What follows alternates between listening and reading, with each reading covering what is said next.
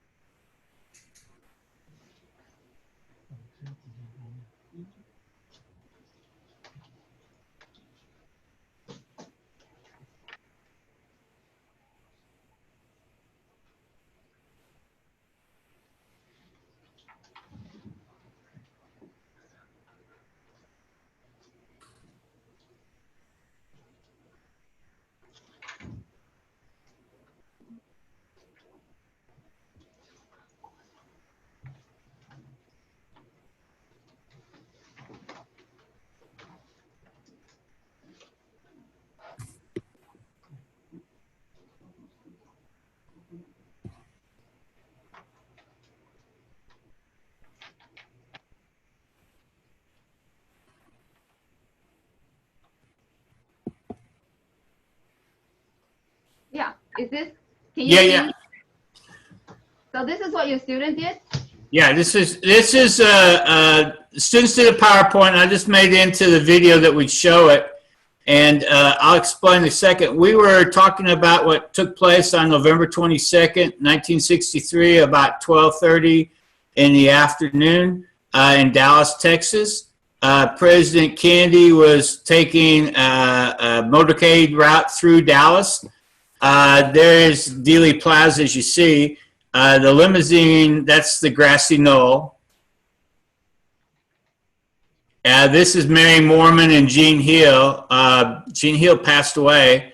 This is President Kennedy at the famous Bruder 312 video. He's rushed to Parkland Memorial Hospital. This is what Parkland kind of looks like today. At 2:38, he was actually, Lyndon Johnson was sworn in, and this is a famous wink of Johnson to a congressman over there. Lee Harvey Oswald was accused of killing President Kennedy. He was arrested in a really weird term. He was arrested in less than an hour, but no one actually saw him pull the trigger. Allegedly, he was to kill on 10th and Patton this man here, Officer Tippett, who was 11 years on the police force. And this is the picture that's taken at that time, about 45 minutes after Kennedy was assassinated. He was arrested at the Texas Theater at 1:40 for killing the president, although they didn't know he was the one that did it. This allegedly is a seat where he was sitting at in the base on the thing. This is where Thursday night he spent the night at this lady's house. This is her garage, one-car garage. This is the assassin Chicago Tribune headlines. This is a picture of Roger Craig. This is a picture of John Fritz, who's in charge of investigation. Well, actually, this is Jesse Curry. The other one was not Fritz, but I think it's an old picture. This is Henry Wade, the charge of prosecuting district attorney. This is the midnight deal. Actually, Jack Ruby's in the back there. There's a picture of Jack Ruby before and after. He's actually participating. This is a picture. A lot of people think Jack Ruby actually shooting him on the 24th. He dies about within 48 hours. This allegedly is the place where the assassination took place. If you ever go there, it's really hard to actually believe. Jack Ruby is convicted. A lot of people think that Lyndon Johnson had some stuff to do with it, and there you go. And they have a bunch of other ones to do. It just goes on from there. This is another one example. But you can stop right there a second. what I was trying to show was that you could, this is the flip grid. There's some, all kinds of videos that people see, and then I would put up the videos that the students made from what they did, and this was all their different homework assignments for the online learning. So it's kind of a unique community. We're making a big project this fall. They're having a large conference down here on November the 7th and 8th, so November the 6th, I believe it's a Friday.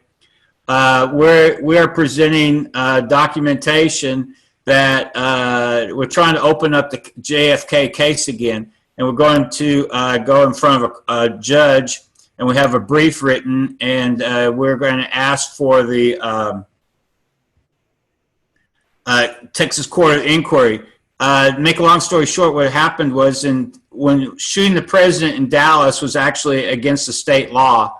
When they formed the Warren Commission, that was illegal, and they never did the Court of Inquiry properly. So we're calling for them to open up the Court of Inquiry and see what happens. So we have a bunch of students and some JFK researchers and a couple lawyers have gotten together on a brief, and we're going to present it as part of this conference, but we're actually presenting it to a judge so we can actually see what happens. So this is a case of students trying to take history and doing something with it. Excellent. So it's kind of neat. That's what we're doing. That's part of our online learning. So we'll go to food for thought now. Okay, so I think that's fascinating because you're expanding to a lot of areas. Yeah, we're actually taking, from, like Peter Peddler cases, which are fake, not fake cases, but artificial cases. We're taking it to real cases, and then we're going to try to make some real solutions out of it. And then the kids are going to present in front of a magistrate who has the power to actually open up an inquest, which would be really, that would be, if they ever ruled like that, that would be earth-shattering type of news. So we'll see what happens. Okay, so I'm trying to get the big screen back, but it's not working. Oh, there you go. Okay. All right, and so so I have two teams presenting today, Breakfast Around the World. Oh, good. Right. Okay, so the first team is up right now, and we will push the content. Do you see that? Oh, yes.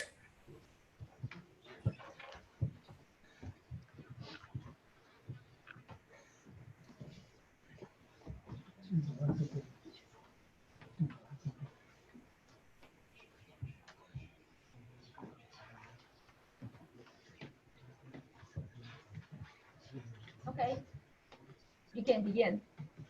Okay. Hello everyone. We are going to introduce breakfast across the world. Milkfish Congee is both a street food and a local breakfast in the southern Taiwan, especially in Tainan. The average price of a bowl of Milkfish Congee is $180, about $3 to $4. This dish mainly consists of milkfish belly and white rice boiled together in order to make a fresh, delicious milkfish congee. The breakfast shop owners must wake up early in the morning to pick the freshest milkfish at a fish market so that customers may begin enjoying a freshly made bowl of congee at 5 a.m. Many people like to eat milkfish congee in the morning.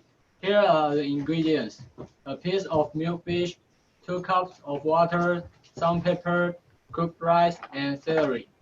It is very simple to make milkfish congee. First, fry a piece of processed milkfish congee belly and prepare some cooked rice.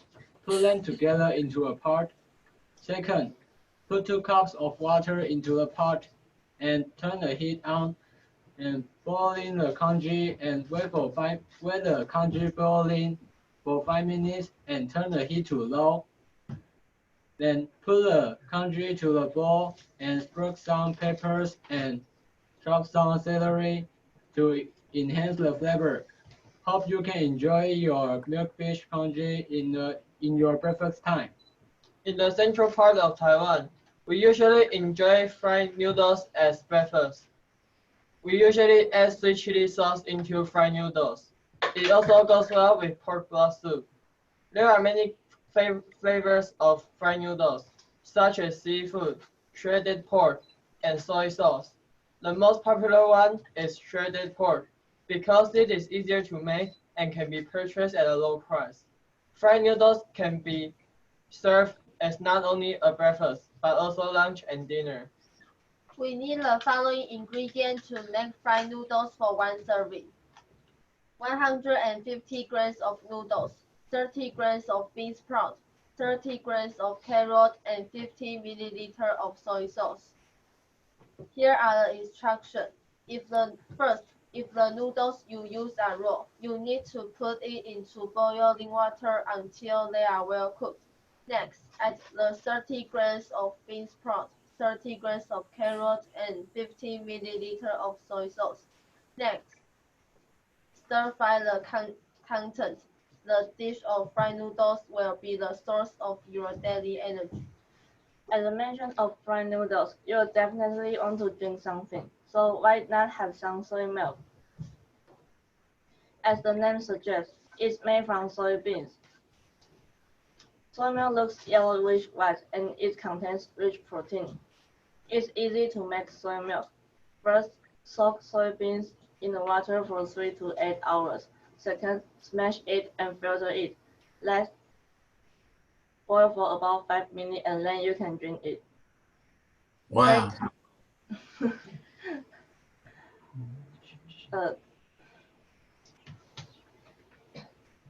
Taking cost and health reason into consideration. Some coffee shops replace milk with soy milk. By doing so,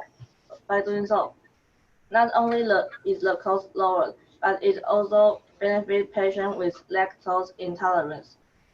Two birds with one stone, isn't it? Okay, that's all. Thank you for listening. Do you have any questions? Yes. So that's the first thing, yeah. What does soy milk taste like? Do you have those in the States? Oh yeah. In fact, in the last couple of years, we have soy milk, oatmeal milk, almond milk. They have taken up. They've redone a lot of dairy cases and stuff. So we have organic milks, of course, but this has taken up quite a bit. So I've never tasted it. I was just wondering what it tastes like. Okay, can you describe what it tastes like? Tastes like soy.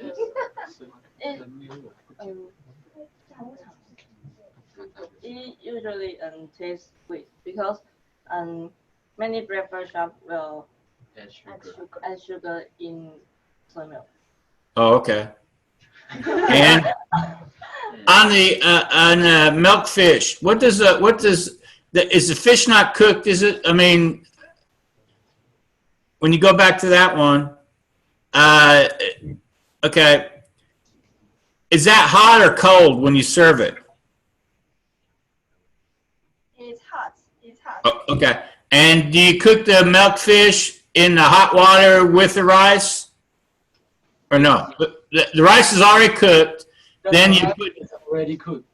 Okay, and then you heat the water up, and then you put the fish in there, so the fish isn't cooked, and it cooks itself in the water, correct? Yes. Okay, good. I mean, because I've seen that in some, like chicken sometimes in Chinese restaurants and stuff. That looks very, very good. Do any of you guys eat that for breakfast? I sometimes eat it for breakfast. Oh, okay, that's truthful. That sounds good, but it looks delicious. What?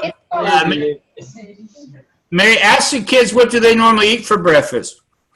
Okay, yeah. Would you like to sit down so that we can have a whole view of the whole class? Yeah. So, what do you usually have for breakfast? Name some of the common things that everybody likes to order, or most people like to order for breakfast. Bread.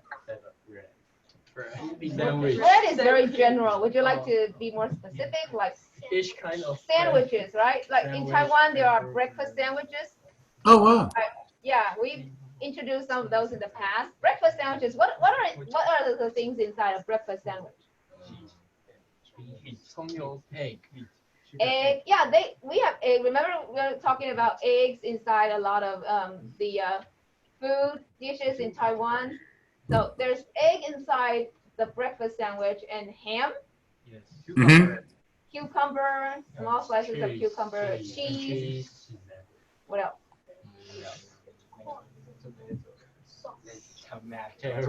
Is there tomato? Not very much. Not very much.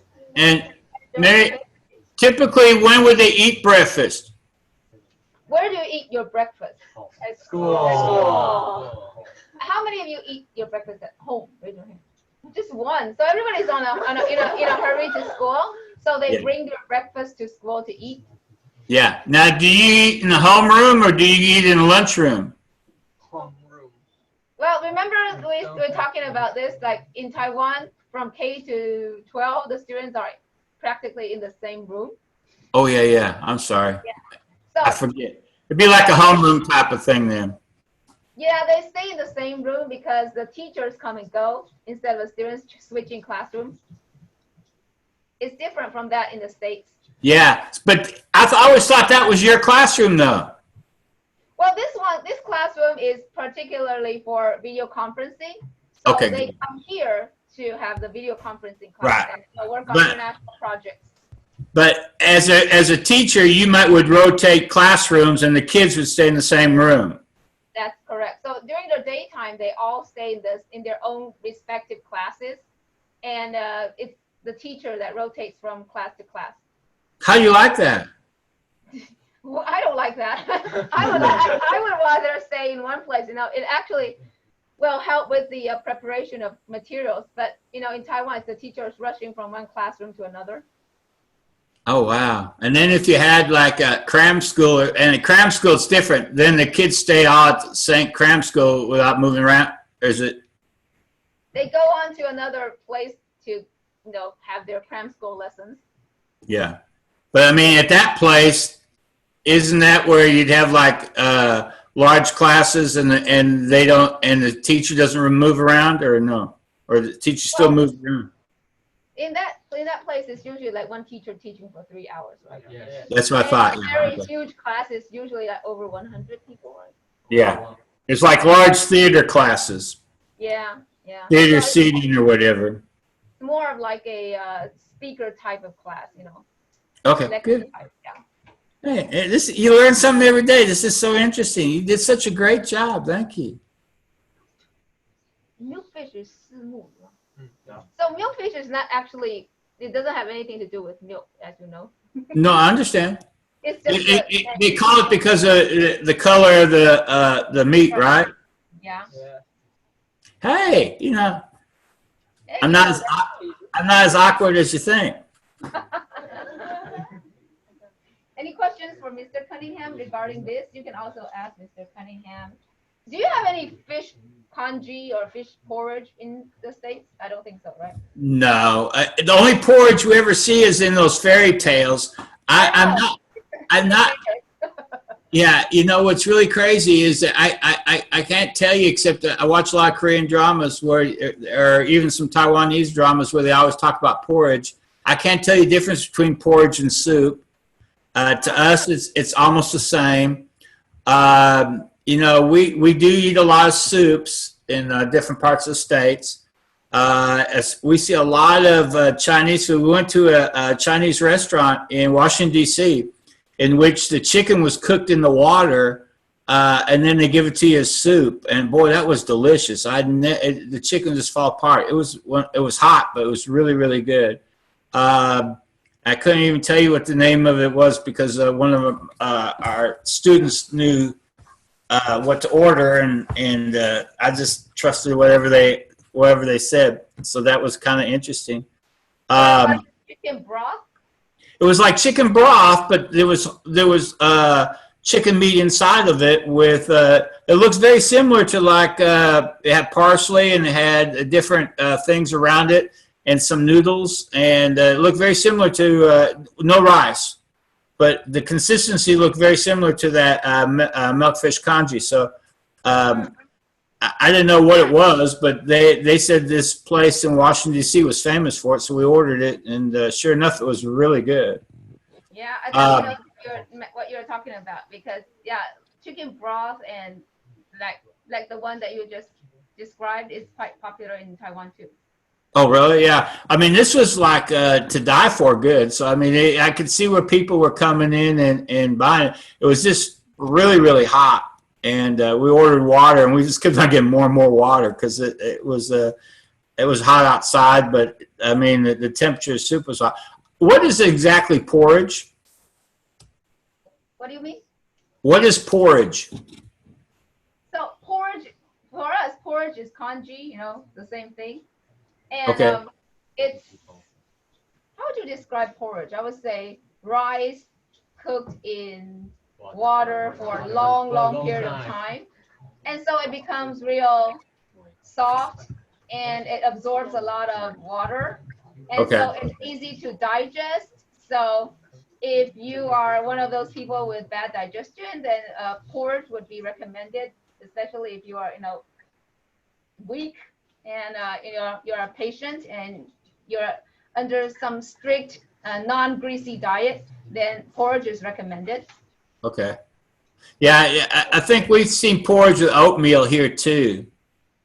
And It's similar to cooked oatmeal, but much more watery. Yeah. Oh, okay. So yeah, so there's a distinct difference between that and soup. So our soups are a little bit different, but I also noticed that you had kikimen soy sauce. Is that popular in Taiwan? Soy sauce? No, the picture of it had a certain brand. Kikimen, I maybe not pronouncing it right. Which one? Next one? Next one. Another one. Next one. Yeah, there. Is that brand of soy sauce popular? Yes. Yeah, I think that's the #1 brand here in the States too. Really? Yeah. In fact, I was going to go look in our pantry to see if we had any because I don't know if we have any, but that's the type that we normally buy. What do you use it in? I'm very curious and interested. What do you use it in? What do you add it to? Well, if we do stir fry and stuff, it's actually supposed to be really good. We don't really eat as much Chinese food as a lot of people do. And right now, our restaurants are just opened up a week ago. They opened up to 25%, and now they're going to go up to 50% on Friday, which means you can only have 50% of the people. And many of the restaurants will start opening up again because they can't, at 25%, they can't really afford it. And they changed the laws on a lot of these buffets. Many of the restaurants here in our part of Texas are Chinese buffets where you go in and, they have like a stand. You don't order, but you go to tables and they serve you and, serving tables and stuff. But because of the virus and stuff like that, they have to have a certain amount of people or they can't really fix the food. So it's not like to order places. So we don't have that many things like that. So a lot of people are making the stuff at home. Okay, so now you say that the restaurants are allowed to have up to 50% of the customers that... You're right. That's as of Friday, which is tomorrow. And the bars will be open again as of Friday. Our haircut places just opened up last week, and of course grocery stores are still at 25%. So I mean, you go to the grocery store, you have to wait in line before you can go to the grocery store. Okay, we'll have our second team present right Okay, now. go ahead. Interesting. I think we should keep in mind that it would be almost nearly impossible that we'll return back to the way we were or way we did things before, right? We will have a new norm to return to. Yeah, in fact, I saw some really interesting schedules for next year. Some of our colleges are going to go to November and then shut down, and then they'll be off December and most of January, because they figure that's going to be the big flu season. So they're going to start maybe a little bit earlier and then they have the finals, try to teach, and then the kids go home for a Thanksgiving break, which is in end of November, and then they do their finals online. Wow. That's what University of Texas is going to do. Go ahead. Next, we are going to talk about Taiwanese omelet. In Taiwan, people often eat Chinese omelet for breakfast. Chinese omelet are usually wrapped with fillings such as corn, ham, bacon. As for me, I like the corn omelet the most because it has multi-layers of flavor. Next, we will tell you how to make a Taiwanese omelet. First, you need to prepare these ingredients: 40 grams of flour, 10 grams of tapioca flour, 80 grams of water, chopped green onion, and an egg. According to our preference, you can also add the ingredients like ham, corn, or bacon. Second, mix the chopped green onion, tapioca flour, and water together into the liquid. Then, put the contents into the frying pan. Fry the contents until it turns to golden color, then put it onto the plate. The omelet crust is done. Then scramble fry the egg, and put the scrambled egg and omelet crust into the pan. Fifth, fry the egg until it turns to golden color, then flip it over. Sixth, put your choice of ingredients onto the egg. Finally, roll it up and cut it into small pieces. The delicious Taiwanese omelet is done. Next, I will talk about the clay oven roast with fried breadstick. Clay oven roast and fried breadstick are the foods that have been available for a long time.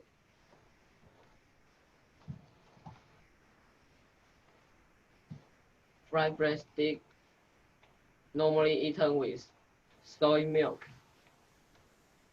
but we have a special way of eating this.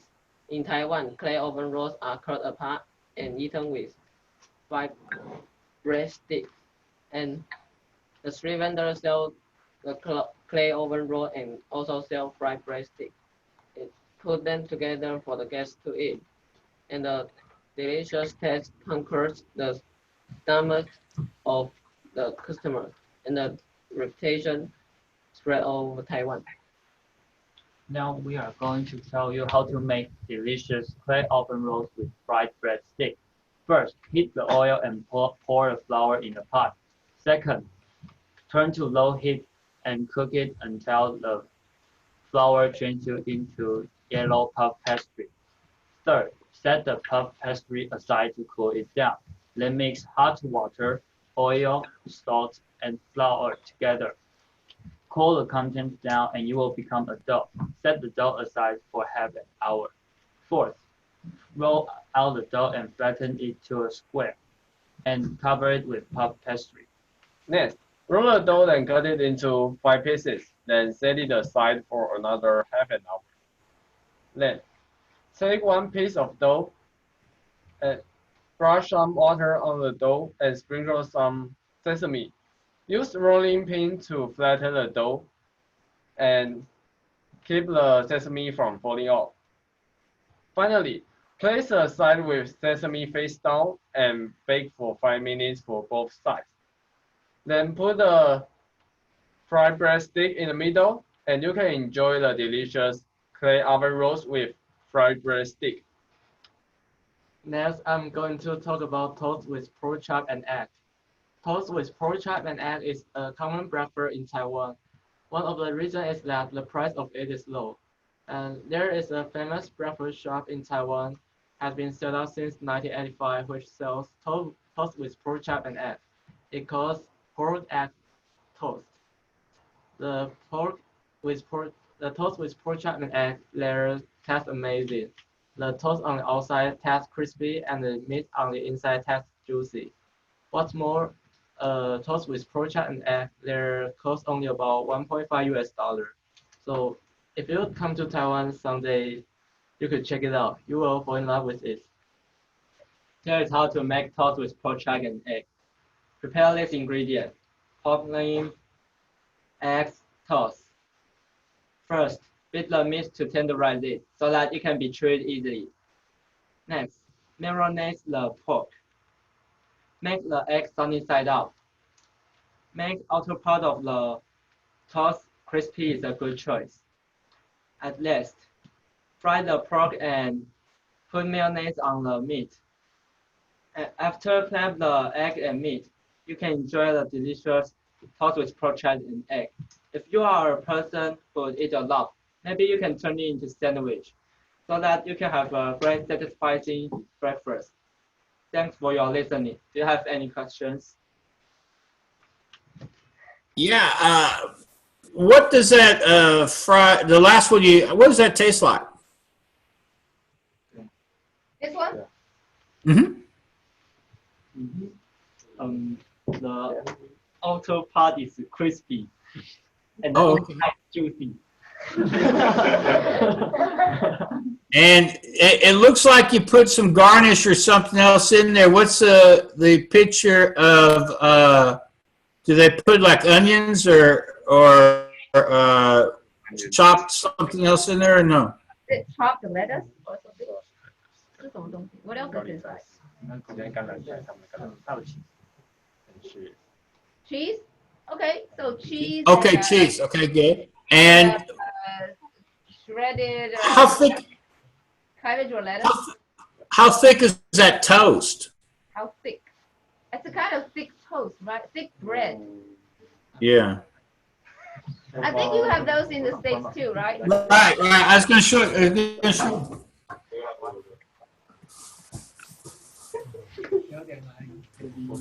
Okay, so here in the States, if you can see, here's a loaf of bread. About 2 centimeters. Yeah. Okay, good. Because I was going to show you. I'm going to show you a real bread, a real piece of bread. Okay, see, here in the States, the bread's a lot thinner. Do you have thick ones? Oh yeah, we call it Texas toast. Oh. How about in the other states? What do they call that? Probably something similar or whatever, but it's just like double or triple sliced bread. Oh. So what they do is they just slice. My grandfather used to run a bakery, so I could tell you. But what they do is it's just how many slices you get into a loaf. And a long time ago, in the United States, to make bread, for example, this bread is 45 calories per slice. The reason why it's 45 calories per slice is that they just slice it thinner. But if you're going to eat a sandwich, especially with egg and pork chops are in it, it's going to be a lot easier to make a thicker toast than it'd be very thin because you'd be real messy. When you bite into it, it'll all fall apart on you. Yeah, that's the part, so that it doesn't absorb too much, liquid or oil, and then it would become soggy easily, right? Yeah. So I mean, it's very ingenious and it looks very delicious. Yes, it looks very delicious. Now everybody's getting hungry. Yeah, in the States, in fact, I probably have some videos up on that Food for Thought one, but in the States, most of especially in our part of the United States, most of the breads would be, they would eat tortillas. Let me show you a tortilla here. Remember tortilla? 记不记得之前有没有讲 tortilla？ 墨西哥。如果你有去肯德基买什么沙拉华那个。You see this? This is Hold it up again. I just stopped. let me show you. See? Okay, and what they would do is they would cook this, and then they would put meat or cheeses and stuff like that, and you roll it up, and you would serve it as a breakfast taco. Breakfast taco. So instead of bread, that's what they would do, and then the breakfast taco would be very similar. They would have egg and cheese, egg and potato, egg and beans, maybe egg and bacon. And you can roll it up, and then they wrap it up, and then they sell it like that. And a lot of times you can make schools. I know people that would sell them at school and make pretty good money on it. one interesting thing that happens when you do food for thought at home is that you can always present the food right then and there. Yeah, I'm actually in my kitchen, so on an island in the kitchen. So that's what I was trying to do. I show you what is in America you could actually do. Oh, this is neat. You can do food for thought right from your kitchen. See, that's very And, authentic. real authentic type of stuff. So yeah, it's kind of neat. I wish I had some of my students would actually, get up early and do it, but unfortunately, I have you guys, and that's more than enough. That I really enjoyed this today and enjoyed meeting your new friends, and I hope that we continue this again in the fall. I'd like to. Are we going to try to do one in June or no, Mary? Yeah, the June the 1st. Okay, good. Okay, I will be glad to set one up for June the 1st. Barbecue outside cooking theme, right? Oh yeah, that would be really good. In fact, I could take you outside on my deck, and we could show you barbecue and stuff like that. What Mary didn't tell you, several years ago, we had a school in Africa, and they went out and killed an antelope, which was right outside their school, and then they gutted the antelope, and then they skinned the antelope, and then they cooked it. And the kids were all excited about eating it, and they barbecued it all during the 3 hours that we did the video conference. So at the very beginning, they went out and killed the antelope. They brought it in. They were cooking it. Took 3 hours to cook. And at the very end of the show, we did that. And then one year we did one with alligators or crocodiles, and I've never seen people that it was a crocodile. It was really interesting. What country ate the crocodile? It was Louisiana. It's here in Texas. I mean, Texas, here in the United States. Yeah, they eat crocodiles. So. USA. Louisiana is a state in USA. Yeah, Louisiana's a state, and they eat crocodiles, and it was a delicacy. And, it was, I guess, our alligator or whatever they call it. But alligator meat, and they were barbecuing alligator meat. So I always remember those two. Wow. So I look forward to the next month food for thought. And I also mentioned about the trial. So perhaps you would like to also join us for the mock trial because you started this, the Peter Peddler case. And it's actually one of the cases that really stuck because a lot of schools find it easier to manage. I don't know, the students always find it interesting to go against one another. Oh, yeah. I talked to Mel. Well, I emailed Mel, and hopefully she'll email me back because I got a Facebook posting from her the other day saying that they just went back up into school. So remember that this is their approaching their winter. So I don't know how long they'll be up, but because they got opposite seasons than we do. Yeah. But they will be up in June, and they'll be in school in June. So we'll see what happens. Hopefully they'll do it. Yay. So, you can please keep an eye out for schools that are interested in doing the peddler case with us. Right now, I have 3 schools lined up, and it's going to be great because I want to schedule as many tournaments, as many series in the tournaments, as many games in the tournaments as possible because each school has a prosecution as well as a defense team, and we want all the students to have a chance at it. Yeah. So in other words, you can have both. So then if they had both, you could trade out, and then each of you would do it. Okay, that'd be good. Yeah. So right now I have 2 schools in Taiwan and 1 school in Vietnam. Oh wow. Yeah. Yeah, if you need a judge or anything, let me know. I would love to judge. Yeah. That's what. Anytime of the day, in the middle of the night, because I get up really early, so I could stay up late. It's no problem. Okay. So I will see you then in June, and then I'll be corresponding with you, and then I'll put this up on that Flipgrid page to where you could see you guys on it as well. Okay. Okay. Yeah. Thank you so much. Thank you. Post the date to you where you will be the judge. Okay. Thank you. Bye. Say bye-bye. Bye-bye. Bye.